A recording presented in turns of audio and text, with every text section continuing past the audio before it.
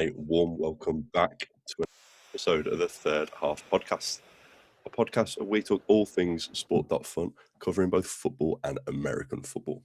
I'm Palmer, and I'm joined as always with my co-host Laird. Laird, how you doing, mate? I'm good. We went from I'm not sure we're going to talk about, and then I have like a list of a couple things I want to talk about like very quickly. So you're gonna on your toes this time. Yeah, I just explained to you, I'm still in work mode. I normally get home about over an hour ago, and I got home about half an hour ago. Traffic is mental, so my brain's not quite into Sport.Fun mode just yet, but we're getting into it. So the thing that's got me into it is obviously we've got the Real Madrid Sociedad game kicking off in an hour. So I'm now panicking, changing my picks around a little bit, like, oh, who do I want in, who do I not? So yeah, we're getting into the spirit. Yeah, I think the Real Madrid lineup today is like a great reminder that as much as you think you can prepare, lineups come out and you're just like, oh man, maybe I can change everything. Alvaro Carreras is one of those players that like I have owned forever, and it's now like a spiteful own because I'm like, he'll come good, he'll get a transfer and it'll work out. And then I was like, I really should just give up on this. And then all of a sudden he starts today, and it's like, oh, maybe I'll play him. Who knows? Yeah. And I mean, that's so. I mean, talking of Carreras, we obviously then go straight into talking about the new signings. Carreras is a player that started last week. Dumfries is a new signing starting. Kanate is a new signing starting. Silva's a new signing starting.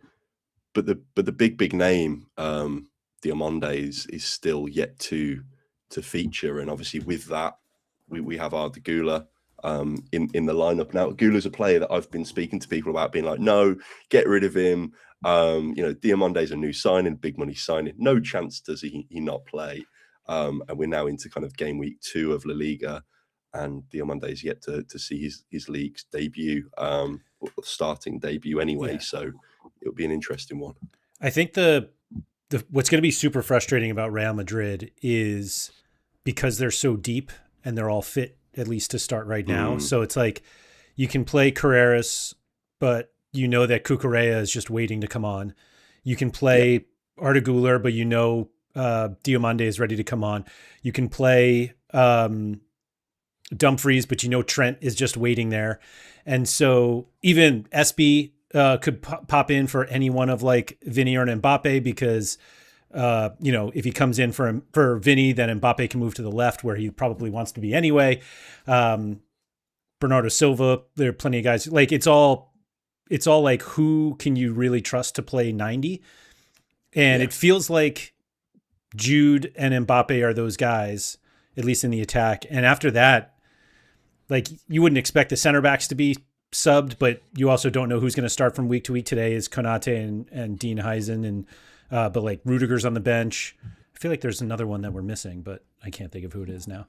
I mean, potentially Trent, if you want to throw his name into the conversation. Yeah, I mean, it's anybody but like Courtois and Mbappe and Jude, I guess, that you're just like, can you, in terms of like actual minutes, can you be comfortable with any of them? No, definitely. Just before we get any further, what up, Dan and Andy in the chat? Good to see you both. But yeah, so it's always that kind of that time. I mean, I'm now looking at bit more off topic. Obviously my so rare sets picks, I'm now like, shit, I need to change those quickly. I've not got too long to get my big boost. But yeah, I think on the back of that as well, though, it is nice to know that with kind of SDF, you've got your players, unless you've got them in those picks, in those starting spots, you're pretty much relaxed.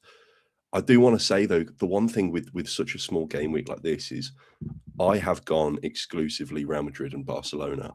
Now, if there are any Barcelona lineup curveballs, shall we say, tomorrow, I am fucked, because obviously you've got no further games, no further players to fall back on. So it's going to be an interesting one, but we'll see how it plays out. I think that becomes part of it's not even game theory. It's just like kind of the way that you play the game, that you take the guys that you know are starting, and then obviously make sure that you kind of adjust tomorrow for anybody who doesn't. I will say for anybody, this is just some free advice for people who may not be like super familiar with these types of games. If you have the option to have your extra player play tomorrow, do that. Like if you're playing two midfielders, one today, one tomorrow, put the midfielder that's playing today in the midfielder and the one playing tomorrow in the extra, just to give you a little more leeway tomorrow if you have to make a change. Yeah, that's something that you told me. I can't remember if it was during the World Cup or during the season. I got caught short on that. I had my player playing early in the flex spot, and then I was kind of like limited then to when my, I think, midfielder or forward wasn't playing. I was like, shit, I now have to get a midfielder or a forward. Right. So yeah, those are the little subtle tips and tricks that you can pick up along the way. Yeah, for people who play as long as I have, they're less like, yeah, of course. But like, there are a lot of people who maybe are new to like a fantasy product like this, or just not used to doing stuff like this where you have that option. It's just something to pay attention to. No, definitely. But I suppose we might as well jump into the why we're here. We had a little conversation yesterday in the Ultras chat that was kind of, I think there was a few other people and me and you were kind of having a bit of a back and forth, and you dropped me a message saying, well, we've sorted the next episode of the podcast out. And it's talking about, are you kind of better off trading? Are you better off focusing on picks? Is there a kind of a bit in the middle? How do you maximize profit? How do you maximize having fun? How do you reduce risk? There's all these different things and the kind of mental gymnastics that we all play by playing this game. So it's an interesting one to try and figure out. Yeah, the whole conversation reminded me also of a tweet that Caleb put out maybe it was last week or sometime, basically about how like people in this industry, and I think he was mostly referring to like crypto Twitter as opposed to basic, fantasy sports normies. But like, he's like, we're all looking for the next like 10x trade. We don't want to do like small things. We want 10x in 24 hours. And it's funny to me that the same people who are like, yeah, I'm going to do things because I see the huge upside and that's what I'm going to do. And then you're like, yeah, maybe, do you think you could just trade? And they're like, you got to beat that 3% fee. And it's like, if you think you're good enough to like possibly be doing like 10x on whatever, and then now you're worried about the 3% fee each time you do a trade, it's like, maybe let's get our priorities set and see like what is our realistic upside here. And you had mentioned basically that you started a new account just to trade, or was it to trade or just play? I can't remember which one you did, but whatever, you're going to try to do both and see what works. So a bit of a kind of a rewind. So I can't remember even when it was now, but I set up another account. I think this was kind of at the point where they were looking at reputation and stuff, and I was like, right, okay, I want to do a bit of a challenge, fresh account, and just trading and see, not winning TP, not quote unquote playing the game, just in and out, buying, selling pre-kickoff, and I did it with a very, very small account. It wasn't 4 figures, 5 figures. It was a very, very small account, and I kind of found a lot more success by doing that, by trading in that. Now, again, this was, maybe 8-10 months ago, before the new year. So the game has changed so much since then. It was kind of around that Christmas, New Year period. And at that time, what I found is by reducing any risk. So, if I keep Thibaut Courtois in my picks and in my portfolio, and they play tonight against Real Sociedad, well, if Real Sociedad score in the 15th minute, I guarantee there's people sat there going, bang, bang, bang, bang, bang, sell, sell, sell. Now, if he keeps a clean sheet, saves a penalty, finishes number one in the TP, I get my TP, and there's still a risk of now I might open a pack and get an absolute shitter. I might get Rodon. I might get some, absolute crapper who's not even in SDF anymore, and I go, all that risk for nothing, for pittance. But by selling pre-kickoff, you talk about that 5-10%. I was able to sometimes go, right, I've locked in 10-15% guaranteed, on that margin, no risk, no anything else. And then when they concede, you can then buy back in and kind of rinse and repeat. Now, like I say, the game has moved on quite a lot from, not to say being able to do that, but obviously when they've, added in transfer windows and the, not being able to sell during the games, it's certainly changed. But I think there is something in that where people were certainly benefiting from it. And it's interesting to think whether it's still possible now, or you see, I think it was Victor who had like, 6 figures of TP on game week 1. I'm not too sure whether he's in Diamond. I'd assume he's in Elite with that. I believe he finished first in Elite. Well, yeah. So that I was assuming so. So you absolutely smash it in Elite, and all of a sudden you go, look at that. Now on the conversion of kind of dollar to TP, he's walked away with a healthy sum.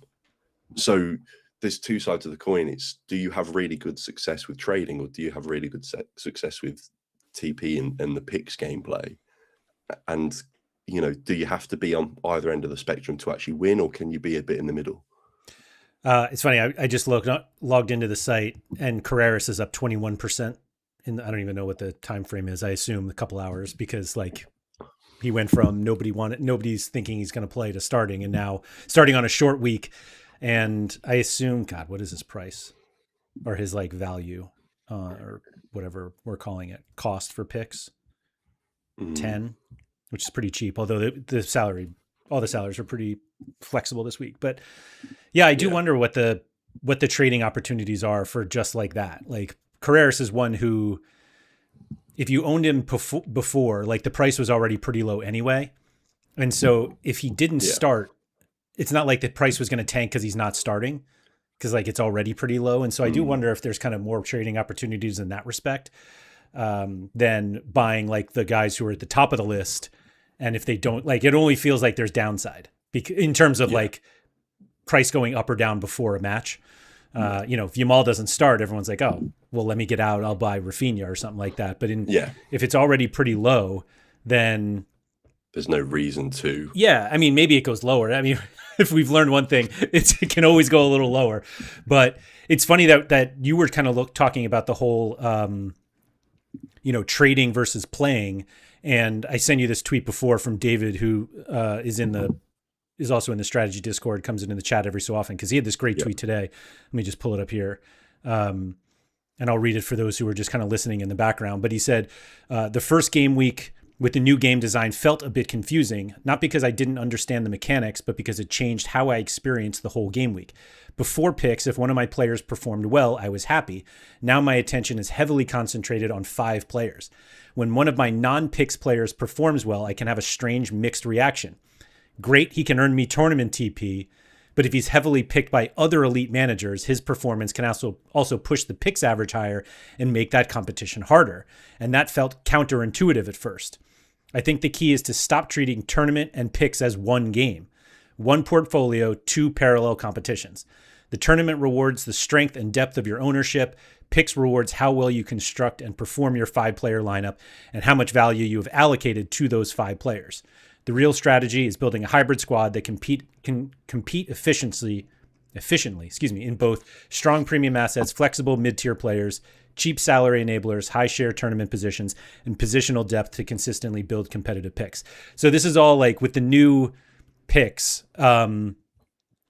It's with the way that they're distributing the tournament points, the 30% of total tournament points in picks. Like, you really need to have like high ownership within your portfolio of the guys you're picking. Like, obviously it's encouraging trading and whatnot, but I did have this same feeling of like, I don't even remember who it was, but like somebody that I own a lot of shares of, but didn't have in picks.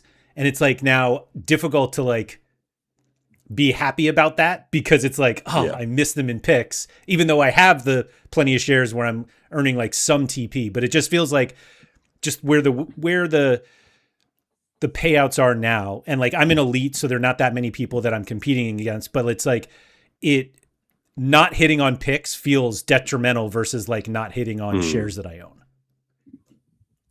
Yeah, it's definitely an interesting kind of take. And I think his explanation of splitting up everything over two is bang on. We saw certain players like Adeyemi, performing well, getting into the top 5. He is a dirt cheap player, somebody that you could easily go and get vast amount of shares on. But then do you have enough conviction to go and apply him into your picks? Or do you panic and go, no, I need somebody who's potentially going to score better? Because it goes back to the point of saying, well, why do you own this player if you don't think they're going to score well? So everybody that you own, you're thinking is going to get top 5. So then within your picks, you're almost going, well, who's going to get the top, 1, 2, and 3? Yep. And that's then the tricky part of it, because as well, so I've picked my, I've selected my picks for this week, this game week, this tournament, sorry. And it's part of it is who do I think's going to be the best? Part of it's who do I own? Yeah. And part of it's who's not selected by many others, so that if I pick them, I can outperform them. We saw the SDF account shared how many people had selected Erling Haaland in their picks. Now, if you faded Erling Haaland, you've immediately got a boost because they've got a player that did, a bit shit. Yeah. So it's such a tricky game, and I think this graphic here in front of us is kind of a perfect thing, about how it all comes into the ownership part and the ownership model. So no, it's very, very well put together by David. Yeah, for sure. And Dan was saying that Adam had a good reply to this as well, which I also have here. So Adam said, great take from David. Standard fantasy is emotionally simple. You own them or you didn't. Sport.Fun is deeper. Pick them and own big and win a huge win. Own them but didn't have the conviction to pick. You still won something. Pick with a small position, good read, small payoff. Bigger range of outcomes. A market game has to work this way.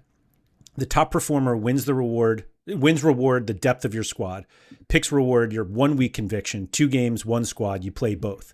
Rough edges to smooth, but building something that makes people feel something new in a usually stale space is really exciting. Keep the feedback coming.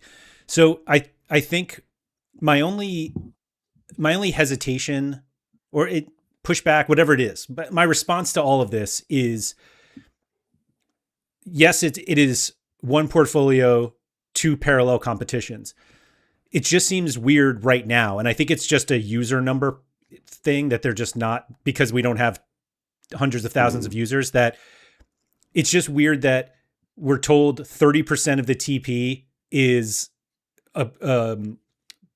distributed for picks, meaning 70% is to just like the regular share accumulate, like based on your shares. And yet every single tournament that I've played, the TP I'm winning from that 30% is just so much higher than what I'm winning from the 70. And like, I know it makes sense, but it just optically seems strange that picks is a side game, but it's also so much bigger. But that's the selective part of it. And it kind of goes back to where I was talking about my earlier testing, so to speak. And obviously, as I mentioned to you, this week I'll be starting a kind of a road to glory in a brand new account to try and push it to elite. And I'll be, capturing that journey, because I certainly wonder whether what you go through and what we're looking at now scales up. Is picks a big game if you're in bronze, or does it only matter in elite? Because it's like, at what point, when they say, right, you're stood on the ground, when does the ground become the sky?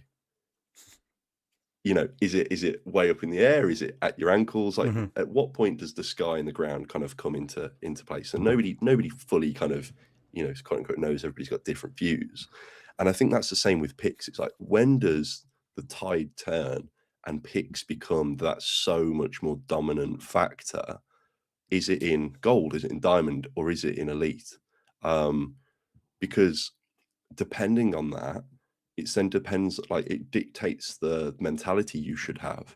So is it a case of you need to bench everything else, ignore everything, and just get to elite, just absolutely bust your bollocks to get to elite as quick as possible, and then focus on picks? Or do you go, I don't have the time, the energy, or the ability to get there. So therefore, I need to focus on the other part of the game, which might be the trading or the ownership of lesser players. So there's so many games across that scale, that we're all playing the same game, but we're not, Yeah. and that's, I think, is brilliant.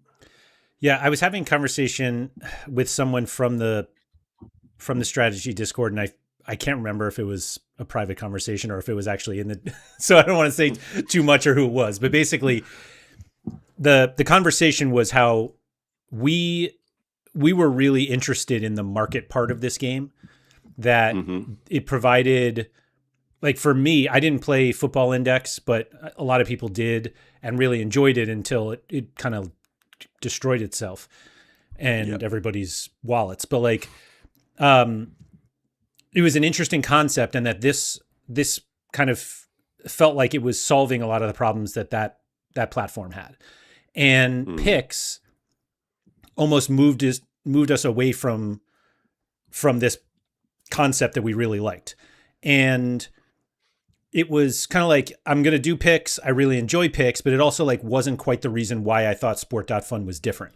And I did a video like probably a year ago, basically, that I always looked at the market as the way that you acquire your game pieces to play this game. Like, I always looked at it more as a game than anything else. And so the market was just, basically my buy-in price to play the game, whatever the prices were at the time when I was getting in. But if I wanted to just play the market, like, I could.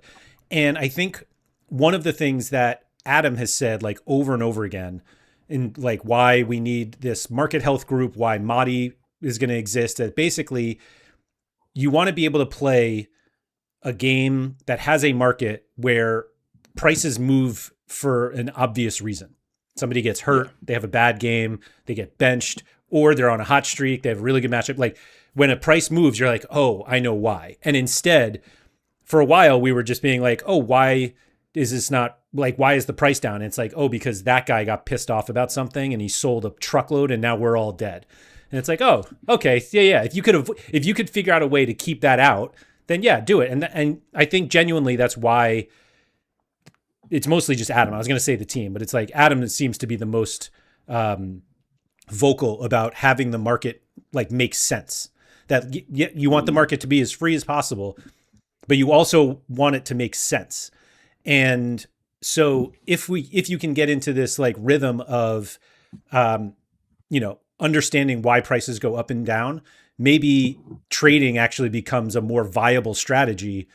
But they put such an emphasis on picks that it's like, well, you can trade, but like really the game is over here, and like focus on this. Yeah. I suppose that's an interesting thing. So whilst we're talking about Real Madrid and Barcelona, Karim Adeyemi, his price has fallen quite significantly on the news that Julian Alvarez is now near enough completed his move to Barcelona. And then you've also got, over on like the NFL side, you've got is it Ashton Genty or Ashon Genty, or I can never pronounce his Jonty or something. Jonty got an ankle sprain, is potentially going to miss a couple of weeks, and his price dipped. It got picked back up by people buying the dip, and then it's kind of slowly burnt off again. Jamar Chase, I think, went down injured last night in training practice, and kind of something with his knee limped off. And I did see a bit of a drop in that there. So I think we are almost getting to a point where there are certain, movements in the market that are certainly relating to sporting events. Mm-hmm. And I've certainly seen that over the kind of the summer break, so to speak, between the World Cup and the season starting. There was certainly people playing and trading with the edge of transfers. Mm-hmm. I picked up Christian Romero, who was really, really cheap, because obviously he's bow out for Tottenham and Argentina getting knocked out of the World Cup. And then he's moved to Atletico, and the price has picked up. So there's certainly a lot more movement. We started off the show with Carreras starting for Real Madrid and his price rising. you might have to look at the kind of the month, for Romero and stuff, and like Carreras. I mean, they're 22.7% at the top of the big traders. Just mental. So, and it's, I suppose, there was two players last season that kind of became a bit of a meme in one of my chats. Phil Foden and Anthony. If you'd have watched their price over the course of last season, especially Phil Foden was never really that good for Man City last season. Mm-hmm. So what would happen was he would get in the starting lineup. Everybody would go, "Oh my God, it's Man City versus X team. He will dominate." So he'd be in the starting lineup, and his price would go well up. And then he would play, be really shit, get subbed off after about 50, 60 minutes. His price would drop. A week forward on, oh my God, Phil Foden's back in the lineup. And it was that rinse and repeat. Now, the other one was Anthony, who would frequently play on kind of a Monday night in La Liga. So people that were chasing those TP and chasing those potential, would lump into Anthony because he was the last chance. So yeah. When you talk about the market moving, you could, as you've literally just done, you zoom out there on the year and it looks like a flat line. Nothing's happened. But if you're checking minute by minute, hourly, daily, weekly, you're going to see vast movements, and people can jump in and out, make trades, make good signing, good pickups, and kind of go with the flow of footballing events, which is absolutely fantastic. And that's what I like to see. But what I don't like to see is somebody, lumping in on Courtois and selling him 1 minute into the game when nothing's happened. It's still 0-0. That's what we need to get away from. Yeah. And I think that was literally the trade example that Adam kept using of like, we need to get rid of that part of the game. And I think that it sounds like they're moving towards a kind of a model of, we're not going to stop you from trading, but you're going to pay through the nose to do it. And so, maybe those people will have made enough where the 10% fee or whatever it is stops them from doing it. But I do wonder, like, what stopped you from continuing to try to trade like that? Time and energy. Mm-hmm. That literally was the only thing. You do have to be somebody that is first in reaction to the lineups. You do have to be trying to look for any leaks. You do have to be keeping aware of if there's any injuries or niggles, or if the manager's going to rest this player. And it is something where I think if you've got the time, effort, and energy to spend into it, absolutely rewarding. But I found that I could only do it for kind of a handful of players. It was really monitoring these people. And I think if you to do it on scale of 20, 30, 40, 50 players, it would be a significant effort. I think if done correctly, you can absolutely work your way around it. But yeah, it's interesting. I'm just reading these in the chat now. Yeah, Ralph said the thing about Anthony is people bought it for picks in advance cheap, and then picks were released and they were super low prices, so people could field all their top players and didn't need Anthony specifically for this week, which makes sense. Like if you tried to front run a cheap, like getting Anthony expecting to have to play him because you're like, oh, Real Madrid and Barcelona, all those guys are usually expensive in picks, and then it turned out it was like, oh, you didn't really need a cheap Anthony, and now people are getting off of him. I mean, like I say, I was talking about Anthony last season, purely on the, this was kind of pre-picks where people were going, the highest scoring forward is 120, so if Anthony gets a goal, he might get top 5. Those were the movements that I was watching. But no, absolutely with the picks, I think I've still got, spare points left over. Yeah. Dan's lamenting all the FPL deadline streams. But yeah, I think it's true. Like the more engaged you are, the more you can probably take advantage of this platform. No, absolutely. And I think as well, because of I think the only kicker sometimes was because of the liquidity. You couldn't do this on scale. So when I was doing the movements, it might have been $50, it might have been 100. If you were to somebody come in and go, right, I want to do 4 figures on a trade to get in and out, it's going to be harder to do so, because you're going to buy so much higher above the price point, you've got to wait for a good 10, 15, 20% move to then be able to get out all of your shares, because obviously then when you sell it, ladders back down to kind of the buy point. So it is difficult to do so on scale. I think when there is higher liquidity and there's more security in some of the moves, I do think we're going to see that come back very, very frequently from people, because I don't think it's a bad thing at all. Because at the same time, it can be a bad pickup, it can be a bad trade. The team are making their 3 to 5% on each transaction, so it's paying the wages, it's helping it. It goes into the buybacks, it helps the economy. So I don't think there's anything wrong about trading, but I think as the team are very, very aware, we need to ensure it's for actual, sporting purposes. It's not just for the fact that somebody wants to decimate a player. Yeah, exactly. I was going to the end of the player list here, price wise. Just there are not that many players like Carreras who like don't play that often, and then like today up 22% because they happen to be starting. Like he's on page 6. Like looking at page 7, none of these guys, like if they start, you like jump to buy. Realistically, maybe like Rui, if Donnarumma is like out one game and he gets a surprise start and everybody like plows into him. But I don't know. I guess I was going to say, like, I don't know if you can get much lower, but like there are 2 lower than him. So yeah, I mean, well, obviously, what is Ollie Watkins is done to Saudi? I think somewhere, I don't even know where Jonathan. Where is Jonathan David? Is he still at Juve? He's still at Juve and was predicted to Atletico Madrid, maybe. But like, yeah. It was him, because they were like, imagine losing Alvarez and having to replace him with Jonathan David. That is bang out of order. Yeah. I mean, Joe Rodon's probably the only set starter, and unfortunately, he plays for a shit team that can't keep clean sheets.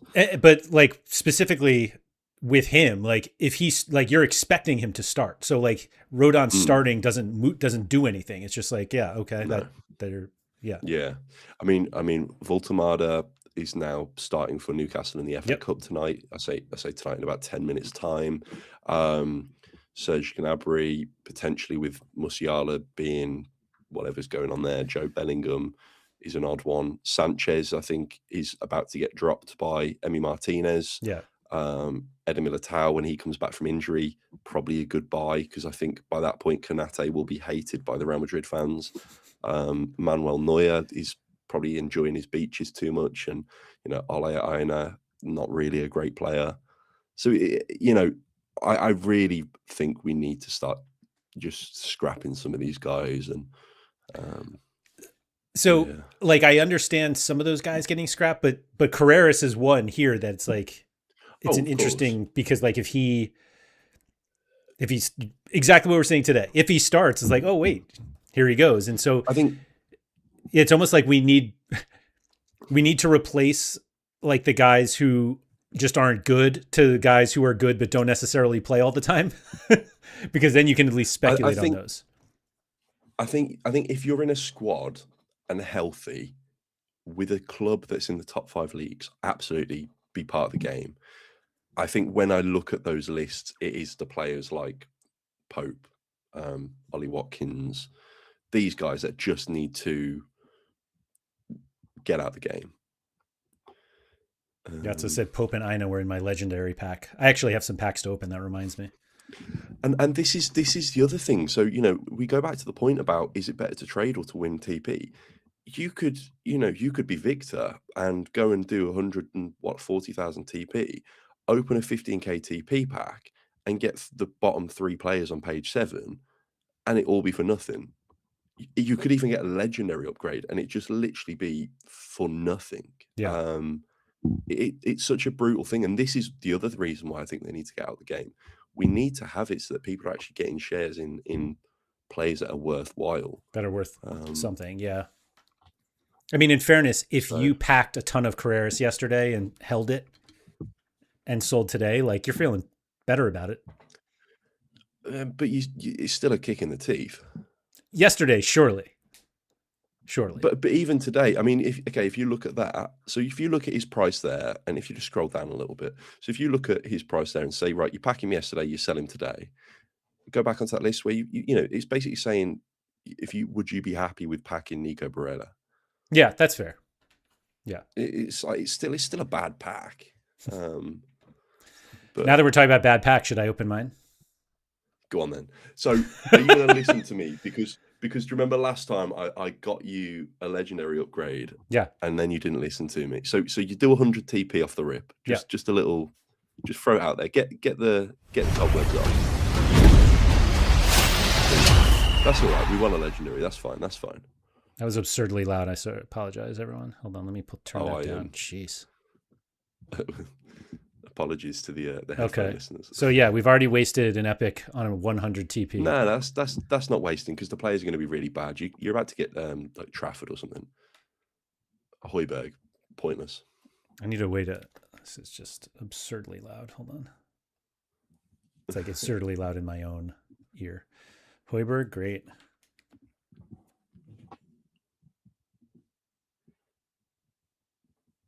Oops. Kawasi, that's all right. That's all right. It's all right. Getting an upgrade to get a $3 worth of Pau Kubarsi is beyond tilting. It's all right. It's all right. We move.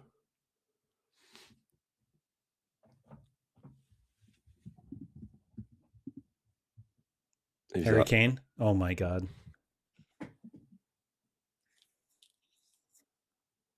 So for those of you who don't watch any of this regularly, I normally open 5,000 TP packs, and Palmer suggests that I do 100. And so this could have been a 5,000 TP pack. All I'm saying is I'm glad it's you and not me. But see, this is reverse karma, because last time I asked you to do this and you wasted 5,000 on nothing. So I say now that you just do 10k all in one. That's what I'm saying. See, you're wasting it now. This should have been the other way around. I'm just gonna skip them all and see. Oh, oh my God.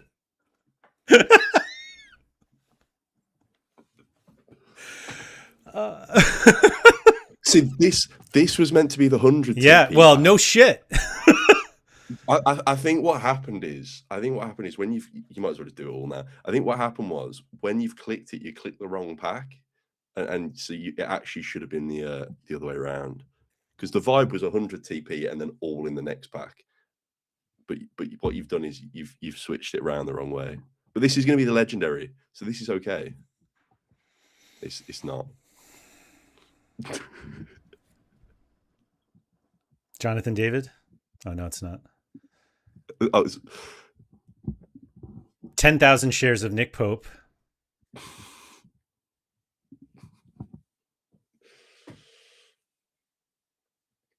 my God.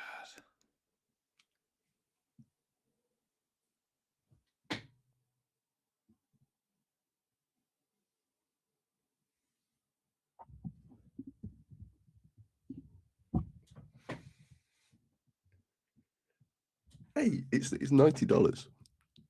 Come on.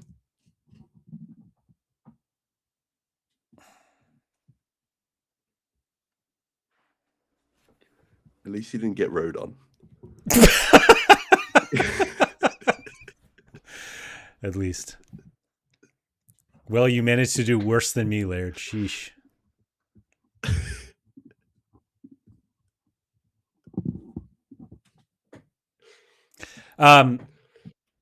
So I'm definitely never doing that 100 TP thing again.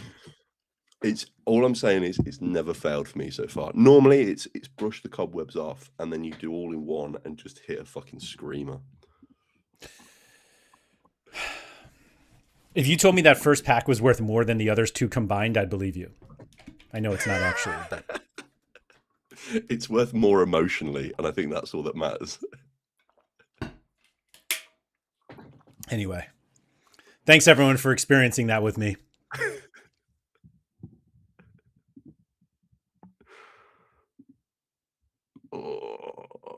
Everybody should should feel. Yeah, that was a $500 pack. He's right. Like, had I probably more if it was a 5K TP for sure. Yeah. Well, you gotta have the But it was pain $3 an to appreciate experience. the joy. Fuck's sake! Now I gotta But now transfer this garbage out of my account.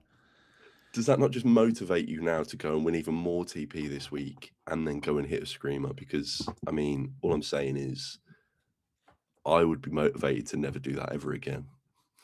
To listen to you, I'm very motivated to never listen to you again. Can I gift some TP to you? Dan, just stop doing the maths for him. You're making him feel bad. I mean, it is what it is.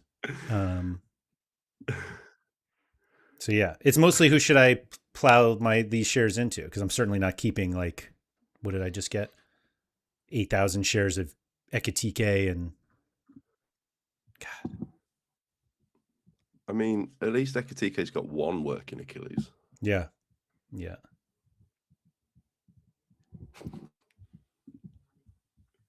Colonel Dickweed said, "This is year 3 or 4 watching Laird, and that may be the most mad I've seen him." I'm not mad. I'm just disappointed.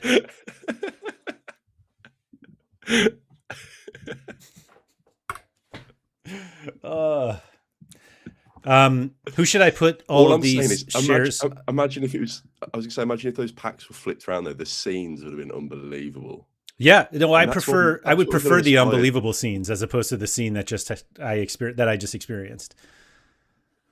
Let's see. Who do I want it?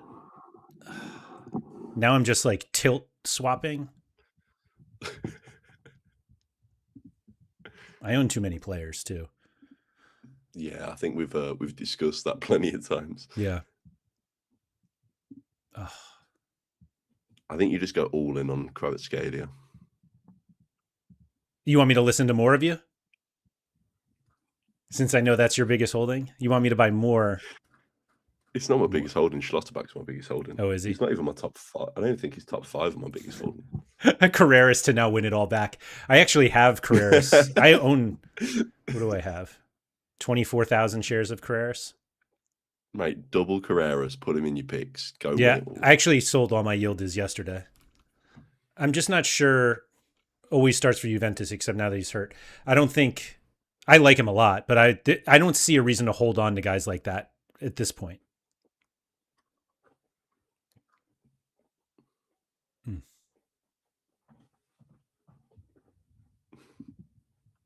So do you remember the topic of conversation when we were speaking about is it worthwhile playing for TP or not? Speaking, I have NFL packs to open too.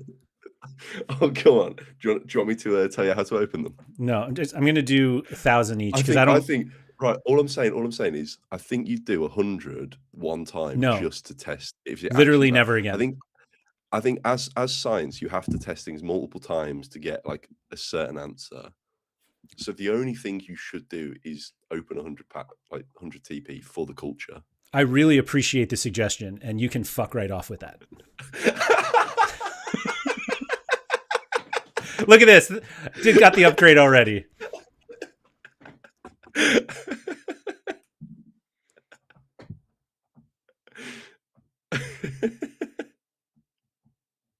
In the politest way possible. I do like Dak. What was MSST? What's that? Dak Prescott. UGA. Is that the? This is a banger pack for 1,000. I have very little. Wow, that's actually like a huge pack. That is for 1,000 TP. Like obviously my NFL port is significantly smaller, but that is a banger for 1,000 TP. Hey, it's a good job you didn't listen to me. Like seriously.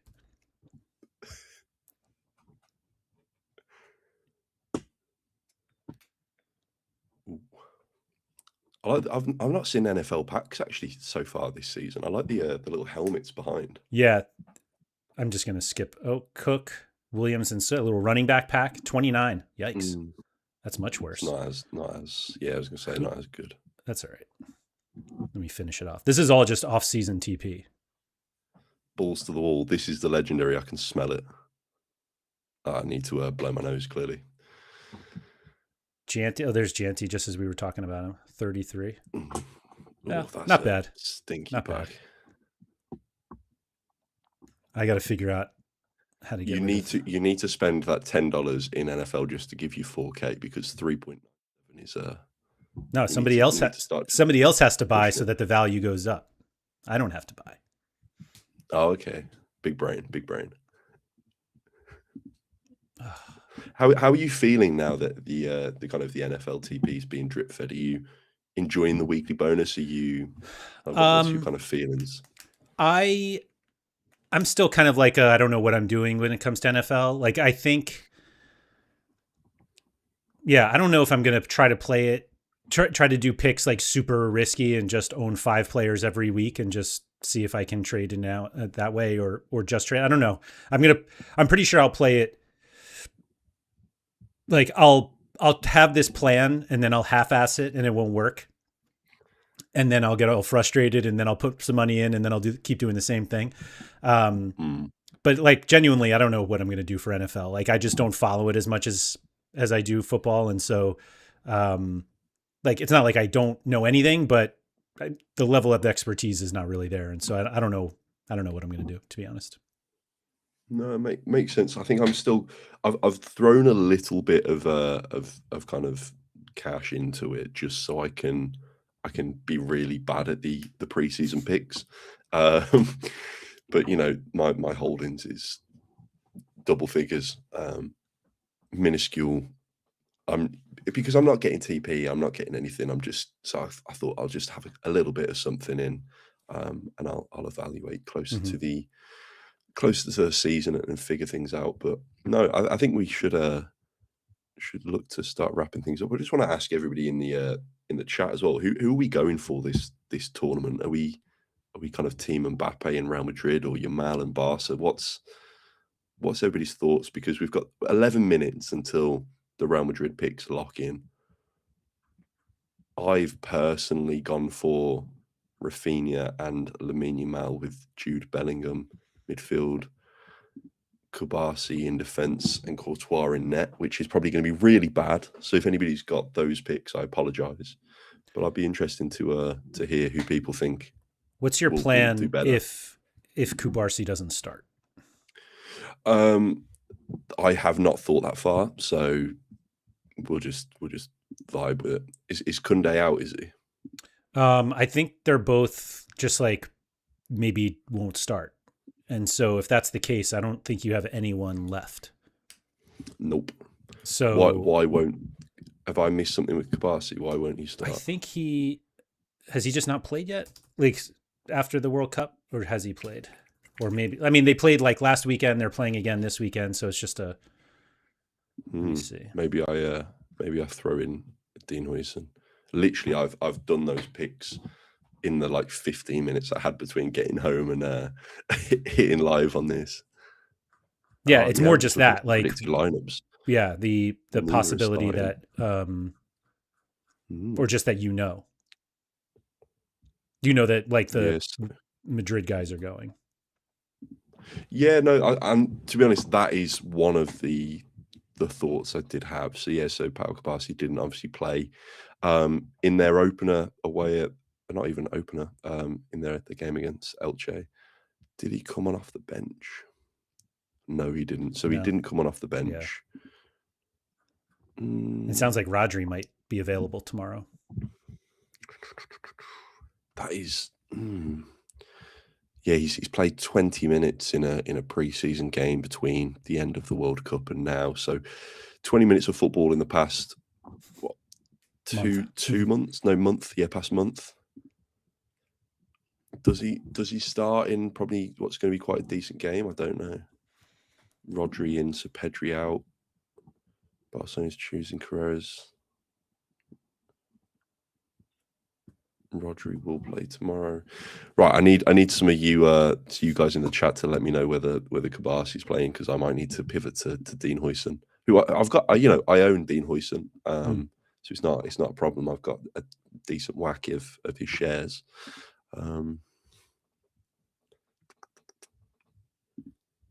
I mean, they're Or also, do I big? I'm pretty sure both have decent matchups this weekend. Madrid are home Yeah, I against mean, Malaga and Barcelona home against yeah, Vallecano. So like they could smash this weekend too. yeah. I mean, the only thought that I'm now having is, do I just fuck around and find out and just keep Kabasi? And if he starts, I'm like a genius, and I'll jump ahead of everybody and hope that Real Madrid concede. Yeah. I mean, that's although I, absolutely a although possibility. I do have Courtois in there. I mean, to be honest, I can never pronounce his name. What Authoriabal Urothabal? is it? The bloke or Autharbal? Sounds like I'm gargling on something. Uh, you know, the way that Real Madrid played last game, I don't think they're going to keep a clean sheet, unfortunately. Mm-hmm.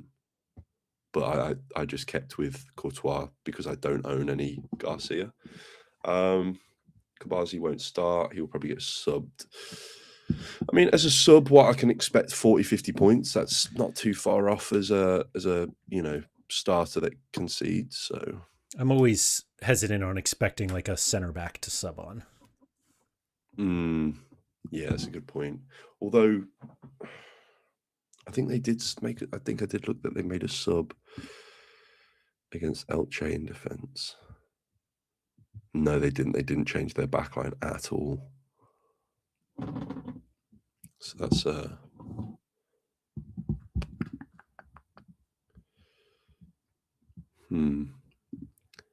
this is the decisions. Mm-hmm. Yeah, I mean, just if you're thinking of also like going into next weekend, like Madrid, Barca, Bayern Munich, Dortmund are like huge favorites. Milan, Man United. So that might be his preseason then next week in the kind of the easy win. Could be. Oh, I might have to play it safe then and go Dean Huijsen. I do kind of just want to. But the only problem is now I was in the bottom half of Diamond last week and I'm at 4,000. So I had my reprieve to save me from going down. So if I am bottom half of it this time around as well, I am back down to gold and I'm scrapping to come back up. So it's like, do I play it safe and just move on? Or do we go for it and try and outscore everybody? Because I mean, reality is, what's the difference between a Dean Huijsen and a Kabazi? Like, they should both play well, like score well. So it's not like, I don't know how much you're missing out. Yeah. I mean, yeah, Dean Huijsen's my second biggest holding as well. So the picks bonus is probably I was saying that he's only second biggest because his price is just fucking rocketed. Jesus. There's some there's got to be some buys and sells there, I think. I think just starting today is a huge reason. Like it's almost as simple as that. Yeah, possibly. I mean, I'm just looking at my holdings. Yeah, he's a. But then Dean Huijsen's my second biggest holding. Do you know who my third biggest holding is? Schlotterbeck was one of them, right? Schlotterbeck number one, Dean Huijsen number two, Kabasi number three. So actually, there's not really much. Fuck it, I'm gonna go for it. I'm gonna play Kabasi. Why not? Oh, I feel like that's such a stupid move.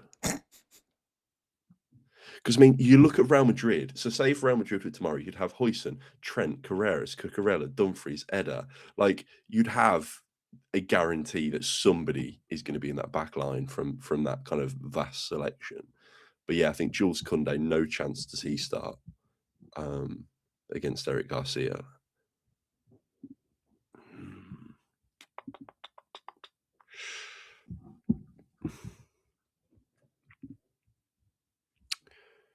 Who did Barcelona have afterwards?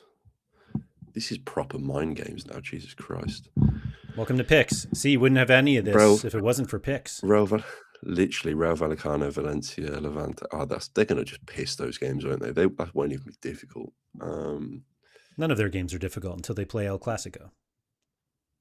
Valid. Absolutely valid. I need some like. Laird, why are you helping Palmer just screw right over you? Shut up, Andy. We've got 2 minutes left. Pau Kabasi is in my picks. We'll go with it. And I think on that note, we'll end and we'll clip this tomorrow when Pau Kabasi isn't playing. Let's hope. I mean, I'm just kidding. You bastard. Shout out 100 TP pack rips.